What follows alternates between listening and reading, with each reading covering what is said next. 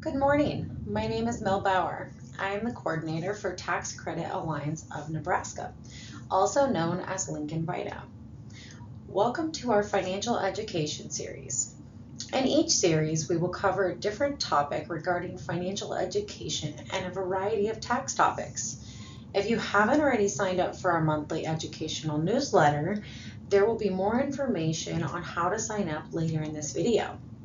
Please feel free to share this video to anyone whom you feel could benefit from this information. Let's get started.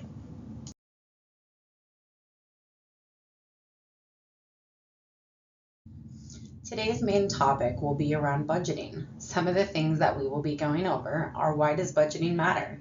What is the 50-30-20 rule? How do I set up a budget? How to budget with low income? What to do if your income doesn't cover all of your expenses? The truth about tracking, breaking out of the paycheck to paycheck cycle, how to track your spending, and lastly, we will go over some free resources that we have just for you. So why does budgeting really matter? Well, if you've ever been in a situation where you've asked yourself, where did all my money go? Or every week you feel like your income barely covers your bills. And if anything at all happens, you'll be in some trouble. Have you ever had an unexpected expense that came up and it quickly derailed your finances? Well, most of us have. What if I told you budgeting matters for a variety of important reasons, like putting you in control of your money and helping you achieve your goals, getting out of debt, and even have some savings? It is the key to take control and, more importantly, know where your money is actually going. The right budget is like a game plan for your money that assigns specific jobs to every dollar, whether that job is to pay the electric bill, buy this week's groceries, or even beef up your 401k account. Budgeting is kind of a big deal, and it actually helps you manage your money. What budgeting will not do is magically and instantly solve all of your money problems. It's not a quick fix or a perfect formula, but with time and focus, it can move you out of a monthly money crutch and finally towards financial freedom. But budgeting can help you with preventing overspending, building some better money habits, developing a plan to reduce or eliminate your debt, and it makes your money work for you. Even if you are new to budgeting, remember that this is a process. It can be adjusted to fit your ever-evolving needs and circumstances. So here is a budgeting basic simple breakdown. At its core, a budget is a plan for your money, and it helps you decide in advance what you'll spend, save, and maybe even invest. One of the easiest ways to start this process is by using the 50-30-20 rule, which is breaking your spending down by 3 different categories: 50% for your needs, 30% for your wants, and 20% for your savings and debt payments. Here's a more detailed chart of the 50-30-20 rule with examples in each category. 50% for needs is required expenses that we really can't avoid. Things like housing, food, transportation, insurance, childcare. 30% for wants. This category is things that we love/want, but they are not essential to living and working, meaning that we really don't need them, but we just want them. These can be things like monthly subscriptions, traveling, eating out, entertainment, gym memberships, and more. Our last category is 20% for our savings. This is money devoted to paying off debts, saving for emergencies, and creating a financial cushion. So how do I start a budget? Well, no matter what financial situation you are in, the first step of this process is to always list all of your income. This includes paychecks, salaries, side hustles, stipends, child support, disability, and Social Security. Any sort of income that you bring in, write it down for this step. Step 2 of this process is to list all of your expenses. Yes, I mean everything. If you are not sure where exactly your money is going, this step is so important for you. You can use a bank statement, a checkbook, or even go through your receipts to see what your expenses are. Step 3 of this process is to subtract your expenses from your income. What did you get as your results? Did you end up with a positive balance, a negative balance, or a zero? Step 4 will analyze the results. If you get a positive balance, you have what we call a budget surplus, meaning that you have money left over after covering your expenses. If you get a negative balance, you have a budget deficit, meaning your expenses are exceeding your income. If you get a zero balance, you have what we call a zero-based budget, where every dollar is allocated to an expense or savings. Now that you have figured out where you are sitting each month with your money based on the results that we just got, now we can apply the 50-30-20 rule, breaking down each expense into the 3 categories of needs, wants, and savings. If you're someone that feels like the 50-30-20 rule doesn't exactly fit your financial situation, or you have a lot of debt, or maybe even you want to put more into the savings category, that is okay too, because each of these categories can be adjusted to fit your needs and your situation. If you're someone who has lower income, what may work better for you is to adjust the categories to 70% needs, 20% debts and savings, and 10% wants. The important takeaway from this is by breaking your expenses into categories, it gives you a clear, simple structure for managing your money. And it helps you see where your money should be going, not just where you think it's going. Think of this kind of like organizing your money. This is especially helpful if you think that budgeting feels confusing or intimidating. So what do I do if my income doesn't cover all of my expenses? The short answer is to become more intentional about our spending, and we may need to make a few sacrifices. First, list all of our income and expenses just like we talked about before. Be sure to write down the exact numbers for what you earn and what you spend each month. If you already did this, you're ahead of the game. Then highlight all of the non-essential expenses. Our non-essential expenses are those wants that we talked about before. Remember, we don't need them, we just want them. Go through your list of non-essential items and see if you can cancel, pause, or reduce anything in those areas. Things like subscriptions, Netflix, Amazon, Hulu, Xbox, PlayStations. Try to reduce or cut out eating out or fast food. Tell yourself we have food at home. Try to pack your lunch from home instead of buying it. Pay at the pump to avoid those convenient fast purchases like snacks and drinks at the gas station. And lastly, when you're doing this process, make sure that you prioritize your essentials. Always pay for survival first. Things like rent, mortgage, utilities, food, transportation, and childcare.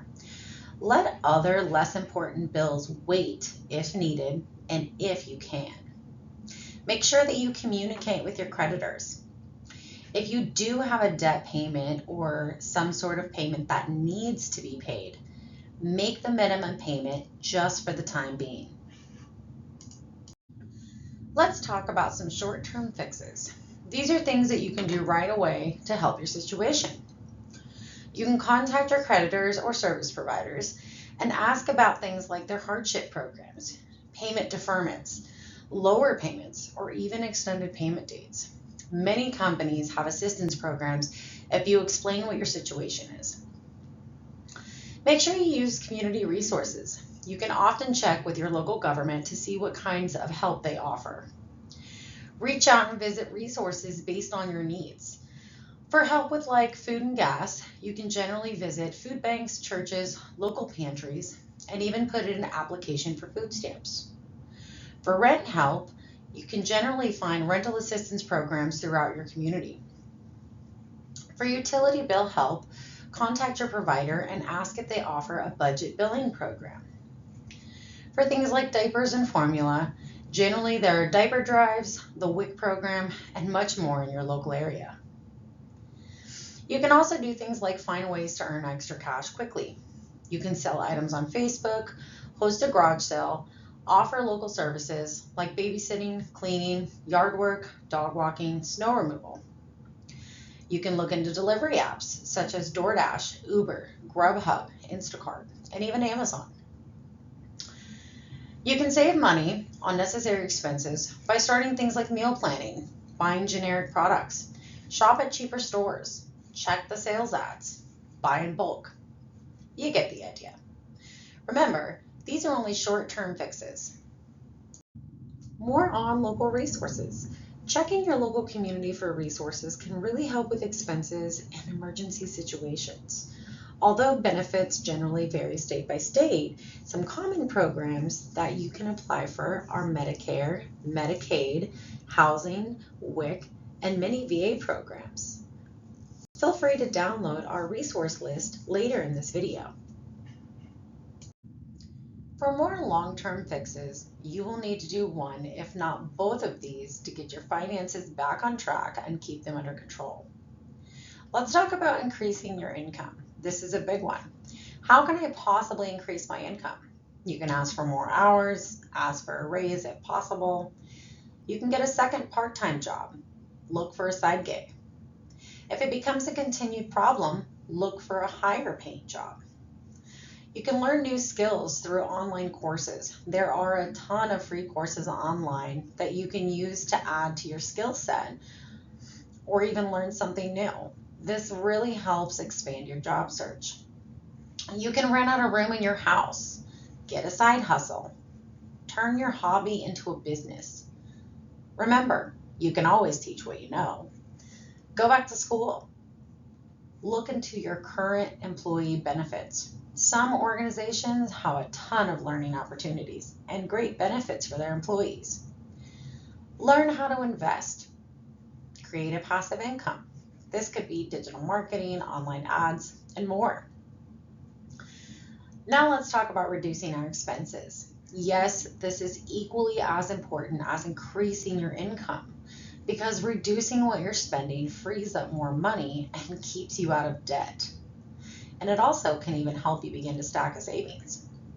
Some great ways to do this are to get a roommate to split the rent, move into a cheaper housing situation if feasible, use public transportation instead of a car, find cheaper childcare, shop for better insurance rates, cancel subscriptions, ditch your credit cards. If you don't have money for it, don't buy it. Do it yourself instead of hiring a professional. Meal plan, buy in bulk, eat at home, take your lunch from home, consolidate your debt into one payment, and of course, follow a budget. Are you stuck living paycheck to paycheck?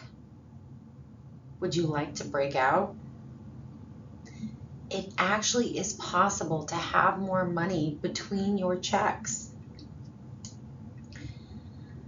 Another crazy, wonderful benefit of budgeting is it can actually help you bust out of this cycle. Millions of people every year, including high earners, live paycheck to paycheck every single month, meaning that they have no other income that they are bringing in besides their upcoming paycheck. Most often, it feels nearly impossible to save money or build wealth. It traps you exactly where you are, and you see no light at the end of the tunnel. More often than not, people consider living paycheck to paycheck one of the worst financial situations to overcome. In most of these situations, you can't change jobs or move to a new city. You're just stuck waiting for your next paycheck. If this sounds like you, it's likely that you're turning to credit cards or loans to cover some of those monthly expenses. Unfortunately, this is keeping you in the same boat for next month. You are one emergency away from a financial disaster. The ongoing instability of your finances will wreak havoc on your stress levels if it hasn't already. Believe it or not, I'm not joking when I tell you that budgeting can and will change this. First, we have to acknowledge it, and then we have to make some hard temporary changes to your spending. Breaking out of this destructive cycle is difficult, but with creating and sticking to your budget, it will help you get out. Please note, breaking out of this cycle does not happen overnight, but every small step builds momentum. The goal is progress, not perfection. The truth about tracking. But what does tracking have to do with making a budget? The short answer is everything. If you've ever wondered why there never seems to be enough money to get you through until your next paycheck, it's likely because you don't know exactly where your money is going. But there is a simple way to find out: by beginning to track your spending. By knowing exactly what you're spending your money on is the best way to discover our mindless money habits. Don't worry, we all have them. By seeing your spending clearly laid out, it gives you an accurate view of where your money actually went, not just where you assumed it did. This also helps capture things that you didn't even realize you were spending money on, or even overspending money on, like an old subscription from 2 years ago that you forgot to cancel. When you start to track your money, write it down or log it into a spreadsheet, making sure that you capture every dollar for at least a month. By the end of the first month of tracking, you will be able to see where your money really went versus where you thought it went. Review your results and compare it with your budget. This is where you can decide if you want to redirect some of that money into those different categories we were talking about earlier. That is the beauty of budgeting. It gives you the power to choose what you do with your money. So let's talk about how to track your spending. The first step is choosing a method that fits into your lifestyle and works for you. Most commonly, the manual options are a go-to for the beginners. The manual options are tracking in a notebook, a journal, or even on a spreadsheet. Another manual option is to use the cash envelope system, where you allocate cash into different categories and only spend what's in your envelope. You can also use some digital options, which are generally apps that you can download on your phone that allow you to track your spending. Some free options for this are Mint, Good Budget, and Pocket Guard. More great options to use, which require a monthly fee, are You Need a Budget and Every Dollar. All of these are great options. Whichever you choose, most of the time, the free apps don't offer as many options and features as the paid ones do. Also, most bank and credit card apps have built-in tracking and category features.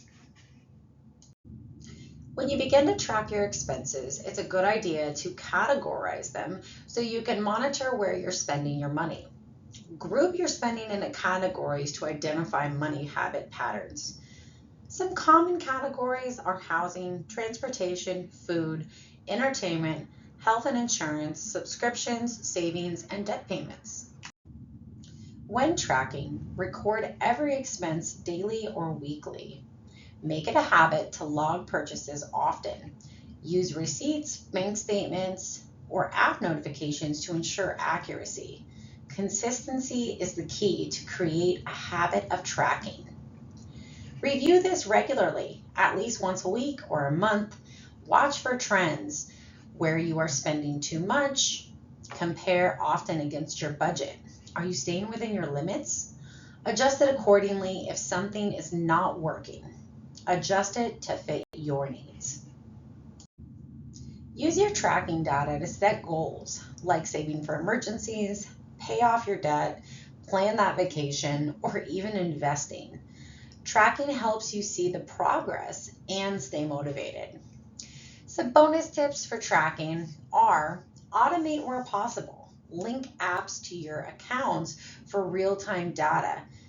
Try to include irregular expenses. Think about annual subscriptions, registering your car, and try to avoid the miscellaneous overuse, because this can lead to not accurately tracking.